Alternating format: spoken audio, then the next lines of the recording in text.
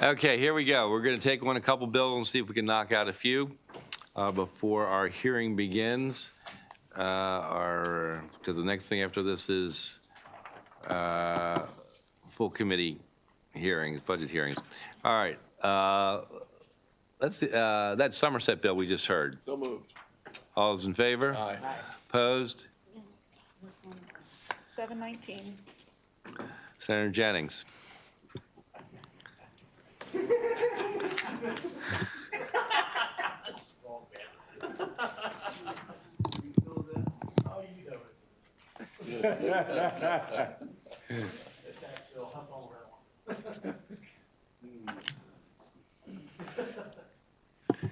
All right, what else we got?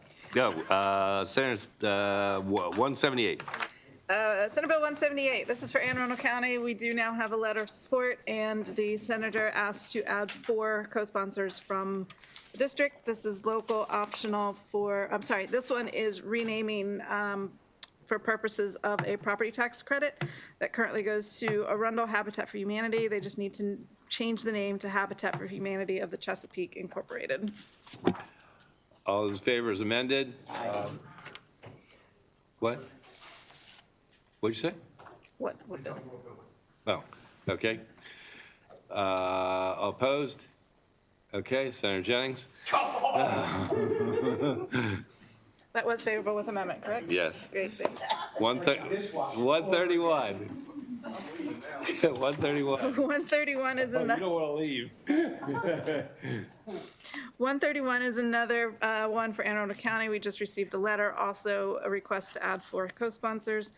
This one would create a new optional property tax credit for supermarkets and eligible construction that are in food deserts. Any questions? All those in favor? Aye. Opposed? Senator Jennings?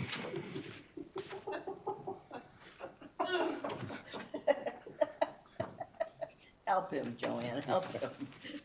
When you do good work, you gotta work harder. You learn that at age 14. All right, we got some to discuss now. The rest are the sort of, we got amendments and discussion and all kinds of stuff.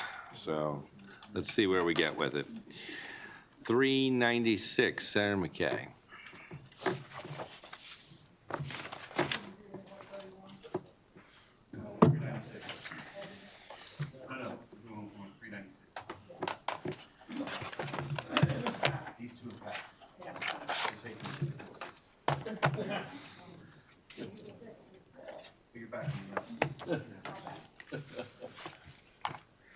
So, Yes. Okay. Senate Bill 396, JPR is secondary on this. This bill is doing a few things. The Pension Subcommittee last week took this up for discussion and addressed some components that are related to pensions. You know what? Pension chair is not here, so let's skip this for now. Okay. Sorry.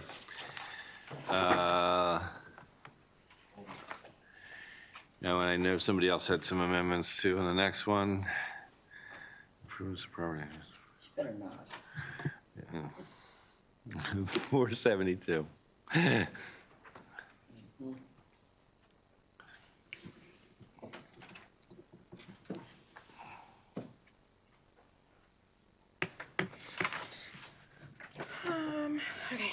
Senate Bill 472. This is the bill that came up. The sponsor offered amendments at the hearing. So now under these amendments, and you do have a reprint on your desk, would authorize any county or the city to establish I'm just going to call it a special property tax rate for various properties near 1 mile of a rail station. The amendments do address some of the questions during the hearing about including the purple line. It is an authorizing ability to set a subclass for this type of property. And then therefore on page 4 of the reprint, that they are authorized to set a special rate for those properties not to be 0. So anything above 0 would be acceptable under these amendments. Then on page 2, any tax revenue attributable to that special interest rate would be divided up under these amendments, 5% to the Transportation Trust Fund, 95% to the locality. So have we ever had any kind of legislation that did anything like this before? Not on the property tax side that I'm aware of. So cutting edge legislation from the vice chair. This amendment about anything above 0 seems to be, I think I understand the point, but a penny would Satisfy that. would satisfy that. Correct. Senator? Okay, let me ask a question on that one. I didn't quite understand that one either. So the rate within the zone would have to be above 0? I mean, that's what the bill language says under these amendments. But why? Because Because that's what the words, sorry. If you look at bill page 4, Yeah, I'm on page 4, yeah. lines 11 to 12, the special rate of this subsection may not be 0%. I can't answer the question as to why. Senator, can you just big picture Yeah. on this, Yeah. real quickly? Yeah, the big picture. Yeah, what are we trying to do? You're going to lower the rate to make No, it easier? You're going to higher the rate? You're No. going to, what do you expect to happen? What do you expect? The intent from the proponents is to raise the rate. It's a little bit like a different version of Senator McRae's bill. It's basically to take land that's otherwise not being developed and encourage folks to develop it. By giving it higher. A higher rate. A higher rate? That's my understanding. That was my understanding. I mean, is that essentially trying to establish a higher value? But of course, it then would be more expensive to those who would want to purchase that property. Oh, it's a higher rate to hold it. I mean, that's the essence of it. Higher rate to hold it as opposed to just hang on As for. opposed to developing.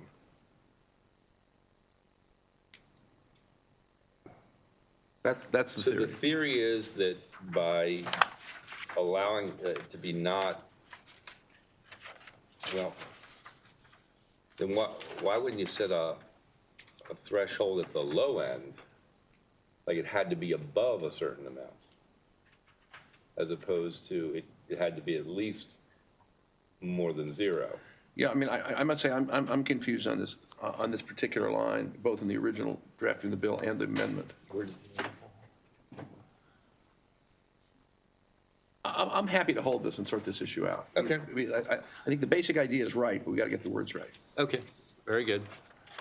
All right. That should probably be it, and we'll switch to budget hearings. Oh, okay, we need to switch to the budget hearing now. So we will power down.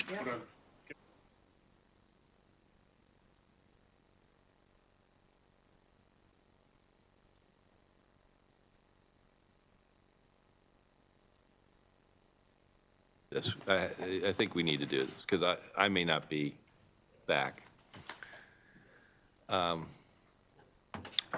So we had, we held a bill on the floor this morning, just to have further discussion about an aspect of it. Senator Zucker? Thank you very much. I believe this is Senate Bill 194? Correct. Okay. So we had a procurement bill on the floor today. We special ordered it because we flagged something that the posture that we passed it out of the committee would eliminate the local advertising for leases in weekly and daily newspapers. It was Senate Bill 194. 194. It was a procurement bill. So the amendment would allow daily newspapers and weekly newspapers to continue to advertise the leases. Philip, thank you so much for your help. I think you reached out to the Department of General Services and Yeah, I did talk to DGS this morning, and they are fine. There was actually some discussion about this over on the House side, so they're fine. So the amendment concept would be, the bill was striking the newspaper advertising and requiring DGS to post in eMaryland Marketplace and on their website. The amendment would restore the newspaper advertising and also retain the posting on eMaryland Marketplace and DGS's website. And DGS is planning on tracking, when people respond to those advertisements, they're gonna start asking, where did you see this? Did you see it in a newspaper? Did you see it in eMaryland Marketplace? And then they're planning to come back after they have some more data to see where people are finding these advertisements, and they'll come back and address the newspaper piece if they feel there's a need to at a later year. So basic, Madam Chair? Madam Chair, basically, this is just going to give a little more time to see if in fact people are using are really receiving the message through the advertising that was going to be taken out of the bill, or taken out of the process. You understand what I'm trying to say? Yes. Sure.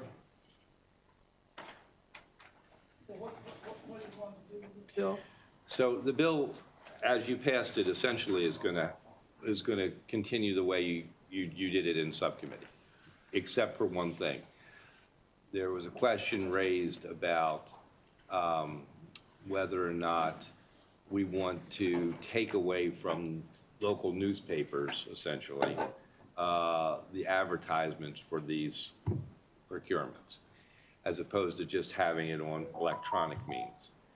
And so what we're going to do is sort of just stretch it out a little bit, the time period. And in other words, they're going to be able to, the department's going to, DGS is going to be evaluating whether or not people are actually seeing and looking at the ads in the newspaper portion. And if not, we'll get rid of it in the long term, but just to give it a little time to evaluate if they're being, that ad placement is useful or not. Is that okay? Does that work with you? Okay. Okay. Senator Quarterman? Yeah, just to clarify, the way the bill was passed originally, it repealed that requirement, but didn't say DGS still couldn't have done newspapers if they wanted to. I guess the concern is that they wouldn't do that. I guess that's the concern. And you want to basically allow the time to then maybe see what is or isn't being used, and then come back after that. Okay. Yeah. Senator? Mr. Chair, I appreciate the committee's posture. Did that umbrella organization that represent newspapers testify on the House side? Because I asked, and I think her name was Rebecca. I can't remember who used to come Yeah. with these things. I don't know if they testified on the House side. There wasn't anything submitted over here Yeah. related to that issue. Senator Zucker, you have some insight on this? I called them today on the floor. I think it slipped between their fingers. I think that's what happened. They're reviewing now, but they're going to come back. I think, I don't want to call out specific newspapers, but it's going to be problematic. It just slipped between their fingers, I think. I appreciate you going right now. Okay. All right. So, with this amendment, all those in favor? Opposed? Okay. And so I think this will be a floor amendment. This will be a floor amendment, committee floor amendment. Yep. Okay. We'll have that ready for you, Madam Chair.